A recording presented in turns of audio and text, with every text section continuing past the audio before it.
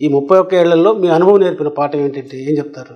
నేను ఎప్పుడు చట్టాన్ని గౌరవించాను, చట్ట ప్రకారం పోయాను.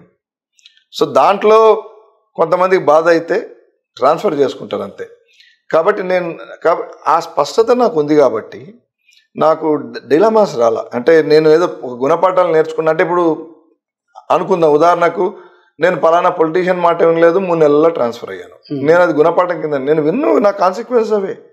నేను ఎందుకంటే అది వినదగ్గింది కాదు, ట్రాన్స్ఫర్లు అడిచి వస్తాయి. కొన్ని ఉంటాయి, కొన్ని డిస్క్రిప్షన్ యూజ్ చేసి తప్పు చేయకుండా, మచ్చపడకుండా, లేకపోతే ఇంకెవరికో నష్టం ప్రజలకు. నేను ఒకటే చెప్పాను మీకు, ప్రజా సంక్షేమం, public interest is my primary. Public interest భంగం కలిగించే విధంగా ఏ పని చెప్పినా మాత్రం నేను చేసేవాడిని కదా. మిగతా చిన్న చిన్నవి ప్రాబ్లం ఉండదు. అక్కడ ఒకవేళ చేసినప్పుడు నాకు తెలిసిన దాని పర్యవసానం 3 నెలల్లో, 9 నెలల్లో, లేకపోతే 6 నెలల్లో ట్రాన్స్ఫర్ అంటే ready. I was always ready. Transfer అయినాక జనరల్ నేను 1 రోజు 2 రోజులు ఉన్నానండి.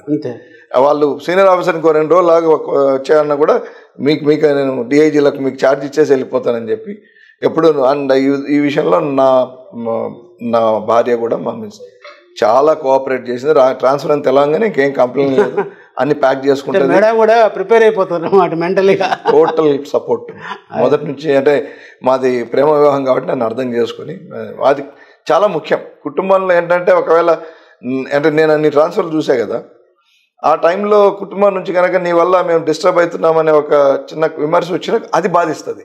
నాకు రాలేదు. తను కూడా ఈక్వల్గా ఎట్లయితే ఇప్పుడు నెల్లూరు ప్రజలు ఇట్లా అంటే బాగా చేశాడని చెప్పి అభినందన ఇస్తుంది, అవి తను కూడా చదివి అట్లాగే తను కూడా ఉప్పొంగిపోతూ ఉంటుంది. అది నేను అదృష్టంగా భావిస్తాను.